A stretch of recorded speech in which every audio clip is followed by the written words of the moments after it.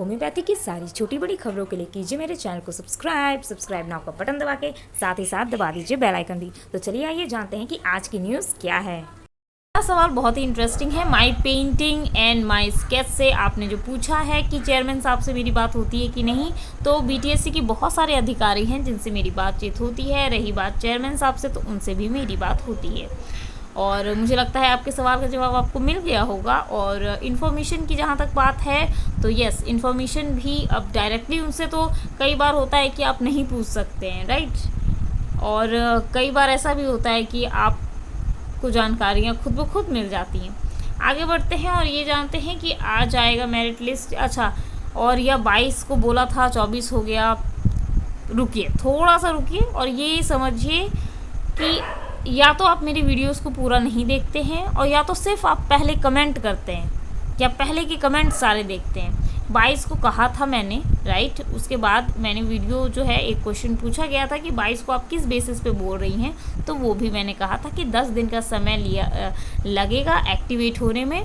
Link को हर एक आदमी का अलग अलग लिंक होगा। जितने भी डॉक्टर्स हैं जिन्होंने भी पार्टिसिपेट किया है काउंसलिंग में, चाहे वो 23+ हो, 16+ हो या फिर 12+ हो या फिर वो लोग जो फ्रेशर्स हों, सबका लिंक एक्टिवेट करने में थोड़ा टाइम लगता है। टेक्निकल जितनी टीम है वो लगी हुई है। बहुत जल्द आपको ये देखने को मिलेगा कि रेज ऑब्जेक्शन का डेट आ चुका है। रही बात आप जो बोल रहे हैं 22 को बोला था 24 हो गया, ये जो भी है, या आज आएगा या कल आएगा मेरिट लिस्ट, ये जो भी आप क्वेश्चंस पूछ रहे हैं, आप सबसे ये निवेदन है कि या तो वीडियो को पूरा देखिए या तो वीडियो मत ही देखिए आप लोग, और या एक काम कीजिए, बीटीएससी के चेयरमैन का जो फ़ोन नंबर है वो अवेलेबल है वेबसाइट पे। आप प्लीज़, अगर आप डेली जाके वेबसाइट चेक करेंगे, वेबसाइट पे पूरा नज़र बनाए हुए हैं, तो प्लीज़ आप दोनों से निवेदन है कि आप जाइए, उनका लिंक, उनका जो फ़ोन नंबर है उस पर कॉल कीजिए। वो एक आईएएस ऑफिसर हैं, उनसे आप बात कर लीजिए। और अगर वो कुछ कहते हैं, जो भी वो डिटेल्स बताते हैं, प्लीज़ कमेंट सेशन में ज़रूर हमें भी बताइएगा कि वो क्या कह रहे हैं, है ना। और रही बात कि 2 दिन हो गया या 3 दिन हो गया, तो आपके अंदर अगर पेशेंस नहीं है, मैं बस इतना कहना चाहूँगी कि तो फिर आप डॉक्टर किस टाइप के हैं। जब आप 2 दिन इंतज़ार नहीं कर सकते तो फिर आप डॉक्टर किस टाइप के हैं, कैसे आप पेशेंट को डील करते होंगे। थोड़ा सा लेवल अपना हाई रखिए, नीचे नहीं गिरिए और ना ही नेगेटिव कमेंट्स कीजिए, क्योंकि नेगेटिव कमेंट्स करने से क्या होता है, जो इंसान आपको इन्फॉर्मेशन देना चाहता है उसे देने की मंशा भी नहीं हो पाती है।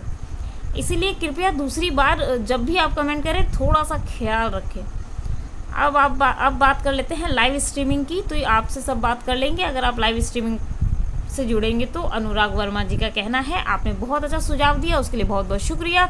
और आपसे ये कहना चाहूँगी कि लाइव स्ट्रीमिंग करना थोड़ा मुश्किल है मेरे लिए, क्योंकि कई बार मैं फ्री नहीं हो पाती, कई बार आप भी फ्री नहीं हो पाएंगे। और जब मैं, हो सकता है जिस दिन मैं टाइम दूँ उस दिन आप फ्री ना हों, तो लाइव स्ट्रीमिंग से बातचीत तो ठीक है, अच्छी होगी, लेकिन थोड़ी सी दिक्कत तो होगी। और दूसरा इशू है इंटरनेट प्रॉब्लम। जैसा कि अभी आप जानते हैं, ज़्यादातर इलाकों में बारिश हो रही है, जिसके कारण लाइव स्ट्रीम कर पाना थोड़ा सा मुश्किल है। आगे बढ़ते हैं और देख लेते हैं अगले कमेंट को। जैसा कि इन्होंने एक और सवाल किया है कि अगर किसी का फाइनल ईयर का मार्क 64% है, ओवरऑल में वो 60 है, तो ऐसे केस में क्या होगा। तो मैं आपको ये बता दूं कि 64% अगर उन्होंने फाइनल ईयर का नंबर डाल दिया है, तो बीटीएससी जो है अपने रिमार्क में 60% उनका टोटल बताएगी, और ये रेज ऑब्जेक्शन के लिए ये जो है वो जा सकता है, ठीक है। सो अब बात कर लेते हैं कि इतने सारे लोगों ने भरा है, रेज ऑब्जेक्शन होगा, तो कैसे समझेंगे कि मेरा सिलेक्शन होगा या नहीं होगा। तो वो ऐसे समझेंगे कि रेज ऑब्जेक्शन जो है वो 100% किसी का सही होगा। आपने जो फॉर्म फिलअप किया है उसके बेसिस पे, और जिनका जो है रेज ऑब्जेक्शन का नोटिस आएगा कि आपको रेज ऑब्जेक्शन करना चाहिए या नहीं करना चाहिए। जो भी है, आपका अगर कुछ गलत है और रेज ऑब्जेक्शन का आ रहा है, तो आपको रेज ऑब्जेक्शन वैसे में करना चाहिए।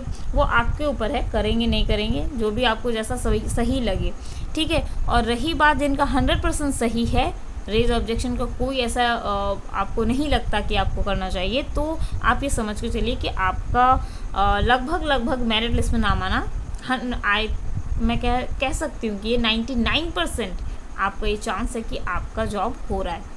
आइए आगे बढ़ते हैं और देख लेते हैं रेज ऑब्जेक्शन में कैसे पता चलेगा कि हमारा फाइनल सिलेक्शन हो रहा है कि नहीं, क्योंकि 3 गुना कैंडिडेट को काउंसलिंग बुलाया गया था। तो 3 गुना कैंडिडेट को काउंसलिंग बुलाया गया है, तो मैं आपको ये भी बता दूं कि 3 गुना कैंडिडेट्स जो हैं वो सारे के सारे सही नहीं हैं। किन्होंने गलत कुछ भरा है, किन्होंने गलत कुछ भरा है, जिसके कारण जो है नीचे रिमार्क्स आएंगे। जैसे ही आप खोलेंगे BTSC जो लिंक देगी उसके थ्रू आप खोलेंगे, जैसे ही वो पेज खुलेगा उस पेज में जो है आपका एप्लीकेशन नंबर और कई बार फ़ोन नंबर भी अलाउ करते हैं, और फ़ोन नंबर देके आपका OTP आएगा। वो OTP आप जो है वो डालेंगे और उसके बाद आपका एक पूरा फॉर्मेट खुलेगा जिसमें आपका नाम लिखा होगा, आपका जो भी फादर्स नेम, आपका जो भी नंबर्स आ रहे हैं, टोटल नंबर्स वगैरह सब कुछ लिखा रहेगा। तो उसको आपको चेक करना है। अगर आपको लगता है रेज ऑब्जेक्शन करना चाहिए, कुछ गलती है, तो उसे सही आप करेंगे। तो ये आप कर सकते हैं। और रही बात की सिलेक्शन हो रहा है कि नहीं, कैसे पता चलेगा, ये मैंने पहले जो अभी मैंने एक सवाल लिया था उसमें बताया था कि अगर आपका 100% सही है तो आपका सिलेक्शन होना 99% सही मतलब हो जाएगा। अब बात कर लेते हैं 22 से 23 दोनों डेट पार कर गए हैं, अब तक कट ऑफ नहीं आया है। संभावना है देने की कि नहीं, क्या जिनका चयन हुआ है उनका ही दावा आपत्ति आएगी, दावा आपत्ति में नाम रहेगा।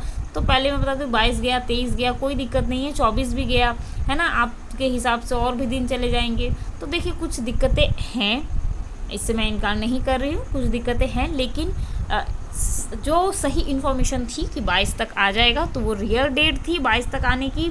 लेकिन अब BTSC के चेयरमैन साहब भी टेक्निकल प्रॉब्लम में कुछ नहीं कर सकते और ना ही मैं कर सकती हूँ। जो करना है टेक्निकल टीम को करना है, और अगर वो सही से अपडेट सारी चीज़ें कर देंगी तो डेफिनेटली आप कुछ दिनों में देखेंगे कि आपका दावा आपत्ति जो आप कह रहे हैं रेज ऑब्जेक्शन का डेट आ जाएगा।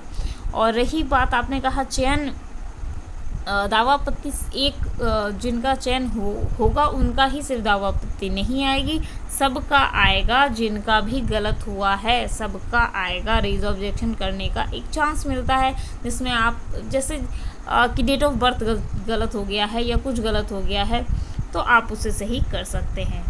ठीक है, सही कर सकते हैं कहने का मतलब ये है कि अगर काउंसिल ने कुछ गलत किया है तो वो सही होगा, अदरवाइज़ आपने गलती की है ऑनलाइन फॉर्म भरने में तो वो सही वो लोग नहीं करने चाहेंगे।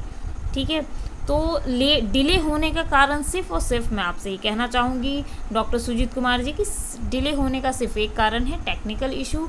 बाकी डेट्स मैंने जो कहे थे 22 तारीख को आना है वो आना ही था। अब किसी कारण से डिले हुआ है, वो कारण भी मैंने आपको यहाँ पे समझा दिया है। आशा है कि आप इस बात को समझ गए होंगे। आगे बढ़ते हैं। AMO यानी कि आयुर्वेदिक मेडिकल ऑफिसर के लिए है, इन्होंने फॉर्म भरा है और ये जानना चाहती हैं कि नित्या वर्मा जी ये जानना चाहती हैं कि फ़ाइनल ईयर का मार्कशीट अपलोड कर दिए हैं और फाइनल ईयर का ही नंबर डाल दिए हैं। जैसा कि रेज ऑब्जेक्शन में फर्स्ट सेकेंड ईयर देखिए आपको कुछ करने की ज़रूरत नहीं है, जो BTSC है वो खुद कर देगी आपका काम। राइट, अपलोड करने की जहाँ तक बात है वो आपको अपलोड नहीं करना चाहिए मेरे ख्याल से, बाकी ये आपके ऊपर है। ठीक है, किसी पे हम कुछ कह तो नहीं सकते, लेकिन ये आपके ऊपर है। BTSC खुद ब खुद नहीं लिख मतलब आपको जो है कैलकुलेट करेगी, फर्स्ट सेकंड जितना भी ईयर है उससे वो कैलकुलेट करेगी। इससे आपको टेंशन लेने की ज़रूरत नहीं है कि फाइनल ईयर में आपने कई नंबर डाले हैं या अपलोड किया है, उसमें आपको टेंशन नहीं है। आगे बढ़ते हैं। मैंने अपने नाम के आगे डॉक्टर लगाया है तो मुझे रेज ऑब्जेक्शन करना चाहिए या नहीं, अगर हाँ तो मैम क्या प्रूफ देना चाहिए। डॉक्टर लगाया है कोई दिक्कत नहीं है, वो डॉक्टर है तो देखिए कई बार आपसे गलती हो गई है राइट, अगर आपको लग रहा है कि वहाँ जब वो लिखेंगे और डॉक्टर करके आपका नाम अगर आएगा रेज ऑब्जेक्शन में तब आप लिख दीजिएगा कि नाम ये था, अदरवाइज़ ऐसा कुछ है नहीं। और इसमें ऐसा कुछ होगा नहीं कि आपको मेरिट लिस्ट में नहीं रखा जाएगा या कोई आगे परेशानी, ऐसा कुछ नहीं आने के चांसेस है। मुझे लगता है आपके सारे डाउट्स क्लियर हो गए होंगे, तो ऑल द बेस्ट। अगले वीडियो में फिर मिलते हैं। और मेरे ख्याल से मैंने अपनी तरफ से पूरी कोशिश की है आपके हर एक सवाल का जवाब देने की। बाकी अगर और कोई सवाल मुझसे छूट गया हो तो आपसे उम्मीद है कि नीचे आप कमेंट सेक्शन में ज़रूर लिखेंगे। अगर मुझे लगा कि वो लेना चाहिए मुझे वो क्वेश्चन तो मैं ज़रूर लूँगी। बाकी सारे जितने क्वेश्चंस थे वो यही थे कि मेरा 40% आ रहा है, मेरा 50% आ रहा है, मेरा 60% आ रहा है, तो मेरा जॉब होगा कि नहीं होगा। देखिए इंतज़ार कीजिए रेज ऑब्जेक्शन का। अगर आपका कोई ऐसा गलती नहीं पाया जाता है, कमीशंस रिमार्क में आपका सब कुछ सही पाया जाता है, तो डेफिनेटली आपका जॉब होगा।